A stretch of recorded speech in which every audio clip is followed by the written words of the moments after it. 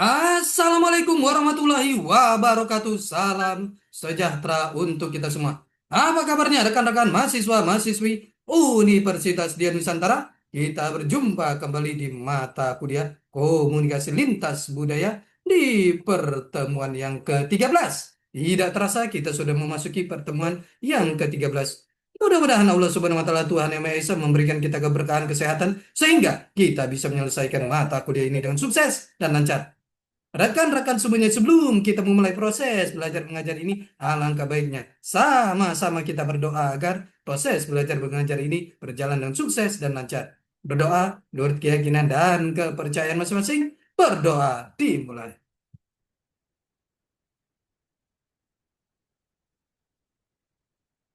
Selesai. Rekan-rekan semuanya, di pertemuan yang ke-13 ini kita akan membahas materi mengenai Di pertemuan ke-13 kita akan membahas materi mengenai pengaruh budaya pada kompetensi komunikasi. Ini adalah materi yang sangat menarik sekali. Pengaruh budaya pada kompetensi komunikasi. Kalau kita lihat di sini, komunikasi lintas budaya, pengaruh-pengaruh budaya bagi kompetensi komunikasi. Negosiasi dipengaruhi dipengaruhi konvensi budaya, nilai, asumsi, dan persepsi. Pemahaman lintas budaya yang baik akan meningkatkan kemungkinan keberhasilan dalam negosiasi bisnis. Kauri 1996. Kesalahan persepsi dan keterampilan dalam berkomunikasi. Negosiasi The Cambridge Advanced Learner Dictionary dalam El Rapi 2011 menyatakan bahwa negosiasi sebagai proses diskusi mengenai sesuatu dengan seseorang untuk mencapai kesepakatan. Dengan kata lain, negosiasi merupakan kemampuan untuk meyakinkan, mengajak, dan memberikan motivasi kepada partner kerja untuk bekerja sama dan mencapai suatu kesepakatan. Cohen 1999 mengacu pada negosiasi dalam hubungan ini sebagai negosiasi diplomatik dalam arti yang paling ketat, terdiri dari proses komunikasi antara negara berusaha untuk sampai pada hasil yang dapat diterima bersama pada beberapa masalah yang menjadi perhatian bersama. Salah satu tantangan utama saat mengelola orang dari budaya yang berbeda adalah menyeimbangkan nilai dan praktik-praktik budaya yang tampaknya berlawanan. Negosiasi lintas batas negara sangat berbeda dengan negosiasi dalam budaya sendiri di pasar domestik. Satu, gaya negosiasi nasional yang berbeda dipengaruhi oleh budaya. Dua, perubahan ideologi, misalnya runtuhnya Uni Soviet dan peralihan dari ekonomi komando ke ekonomi pasar di Eropa Timur. Tiga, penggunaan hambatan atau pengurangan hambatan perdagangan yang didorong oleh WTO, World Trade Organization, dan perluasan pengelompokan regional, khususnya Uni Eropa, UE. Empat, perbedaan lintas batas, termasuk perpajakan, mata uang, hubungan kerja, dan pelaksanaan bisnis. Lima, perubahan pemerintahan, terorisme internasional, dan kepedulian terhadap keamanan dan lingkungan. Aspek-aspek budaya mempengaruhi negosiasi. Satu, membangun hubungan dan kepercayaan. Dua, memperoleh konsensus. Tiga, sensitivitas waktu. Empat, masalah menyelamatkan muka. Lima, status dan hierarki. Gaya komunikasi, pengambilan keputusan, menetapkan agenda, jarak kekuasaan. Tiga, partisipasi. Protokol, apa itu protokol? Protokol adalah kepatuhan terhadap protokol dan prosedur yang disepakati merupakan faktor penting untuk keberhasilan pertemuan dan negosiasi. Ini memberikan struktur yang diakui untuk proses dan memberikan kode etik yang disepakati yang akan membantu mengurangi gesekan dan kesalahpahaman antar budaya.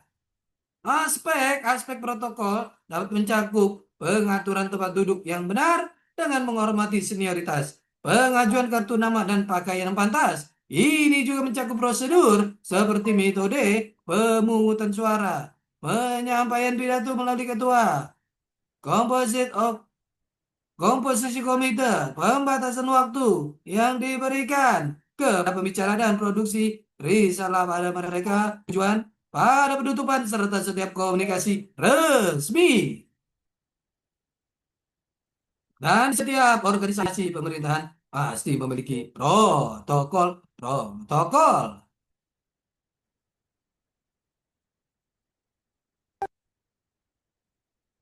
Selanjutnya, berbagai pengalaman. Cohen 1999 berpendapat bahwa orang asing budaya tidak dapat mengandalkan berbagai pengalaman nilai-nilai keluarga, agama, pendidikan, sejarah nasional, tradisi atau keyakinan sebagai makna budaya pada dasarnya makna subjektif bersama oleh kelompok budaya tertentu.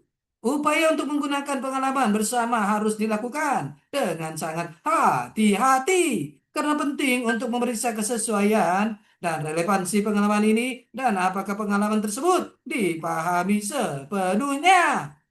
Begitu kepercayaan terbentuk, lebih mudah untuk mengetahui secara terbuka jika perbedaan budaya mungkin mempengaruhi masalah. Humor. Penggunaan humor sebagai pemecah kebekuan, khususnya pada awal negosiasi, seringkali berguna. Ini dirancang untuk membantu orang rileks, tetapi efektifnya hanya jika dipahami dengan jelas dan tidak menyebarkan rasa malu atau tersinggung. Oleh karena itu, penting untuk sepenuhnya menyadari subjek mana yang tabu, terutama bidang budaya dan politik yang sensitif. Kejanggalan yang disebut di depan umum pada awal sesi bisa jadi sulit diatasi dan kesalahpahamannya efek sisa bisa tahan lama. Hindari lelucon yang mungkin tidak diterjemahkan di dalam arti yang diinginkan atau yang secara budaya tidak dapat diterima. Perlu selalu diingatkan pepatah lama bahwa humor biasanya hilang dalam tempahan. Dan penggunaan humor di bawah pertemuan yang lebih formal tidak selalu dapat diterima. Ada keseimbangan yang baik antara membuat orang tertawa dan santai dan berbagai faktor. Dan untuk semua ini tanpa kurang keseriusan tujuan.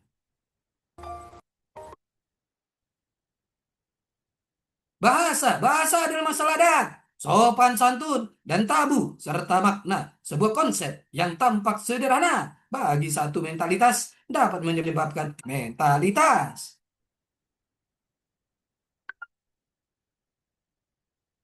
Penggunaan juru bahasa dan penerjemah.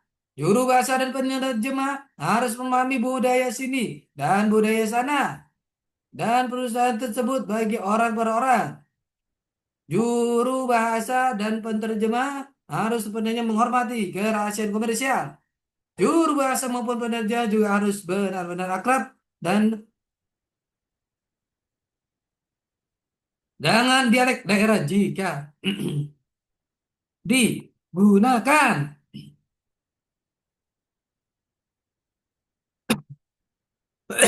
Penerjemah akan diminta sebagai bagian dari sekretariat negosiasi untuk menyiapkan penerjemah atau terjemahan per poin-poin penting selama negosiasi. Untuk menyiapkan terjemahan pada poin-poin penting selama negosiasi. Sebagai ringkasan tindakan yang diambil di berbagai poin atau untuk menerjemahkan kutipan dari dokumen hukum dan data teknis. Jika hal ini belum dilakukan sebelumnya, saat menggunakan juru bahasa selalu ada bahaya kesalahan penerjemahan dan hilangnya kepatuhan pribadi yang memiliki standar retorika dan karisma pribadi yang tinggi.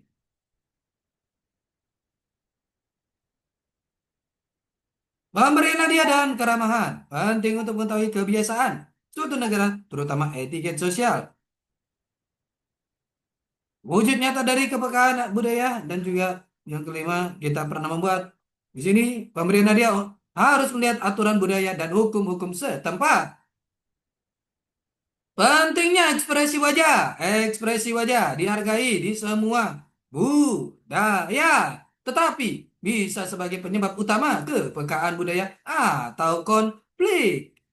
Setiap budaya punya nilai dan arti yang berbeda-beda. Terhadap ekspresi wajah, dibutuhkan kemampuan dan kepekaan negosiator memahami makna pentingnya ekspresi wajah. Penilaian pengaruh budaya. Satu, eksposentrisme.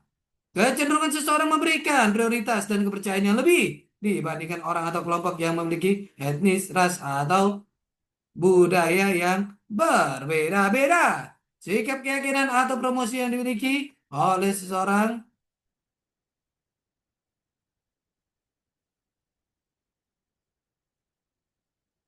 Yang kedua, sikap keyakinan. Ini dari prasangka sikap keyakinan. Sikap keyakinan atau emosi yang dimiliki oleh seorang individu tentang individu lain atau kelompok yang dirasakan pada data yang tidak valid atau tidak berdasar. Gaya komunikasi langsung tidak langsung, total translasi, dan seterusnya sampai berikutnya. Keterampilan mendengarkan. Keterampilan mendengarkan membutuhkan kecermatan dan mengamati pandangan dan bahasa tubuh oleh pihak lain yang membutuhkan banyak kesabaran dan toleransi dalam mendengarkan mengadopsi pendekatan yang tidak menghakimi dan berkonsentrasi pada sinyal apapun yang banyak.